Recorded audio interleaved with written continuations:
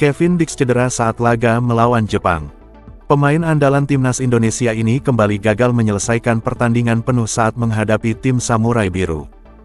Ia harus ditarik keluar pada menit ke-27 akibat mengalami cedera. Insiden ini terjadi dalam laga terakhir Grup C kualifikasi Piala Dunia 2026 zona Asia, yang digelar di Stadion Panasonic Suita, Osaka, pada Selasa tanggal 10 Juni tahun 2025. Cedera dialami Dix saat berduel memperebutkan bola dengan pemain Jepang pada menit ke-24. Rekaman ulang menunjukkan bahwa masalah terletak pada bagian pahanya, sehingga ia memerlukan penanganan medis lanjutan. Setelah dilakukan pemeriksaan, tim medis memutuskan bahwa ia tidak dapat melanjutkan pertandingan. Bagi Kevin, ini merupakan kali kedua ia mengalami cedera saat menghadapi Jepang. Sebelumnya, ia juga tidak mampu menyelesaikan laga saat Indonesia menjamu Jepang di Stadion Utama Gelora Bung Karno, Jakarta, pada Jumat tanggal 15 November tahun 2024.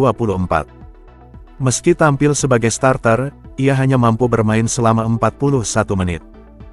Kala itu, ex-pemain FC Copenhagen tersebut tampil sebagai bek kanan dan menunjukkan performa cukup baik sebelum akhirnya digantikan oleh Sandy Walsh, yang kemudian bermain hingga pertandingan usai. Pada laga tersebut, skuad Garuda harus mengakui keunggulan lawan dengan kekalahan 0-4. Untuk kedua kalinya melawan Jepang, Kevin Dix juga mengalami cedera yang cukup serius, sehingga harus ditarik keluar lebih awal. Yakob Sayuri pun masuk menggantikan dan mengisi posisi bek kanan Indonesia. Namun masalah belum berhenti, karena Yakob yang menjadi pemain pengganti juga harus keluar lebih cepat akibat benturan dengan pemain Jepang.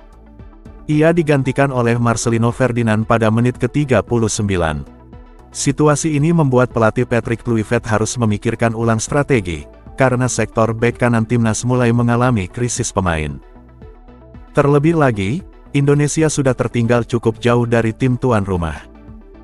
Satu-satunya bek kanan tersisa, Asnawi Mangkualam, tidak termasuk dalam daftar 23 pemain yang dibawa untuk laga ini. Pencoretan namanya menjadi situasi yang cukup menyulitkan bagi tim Indonesia.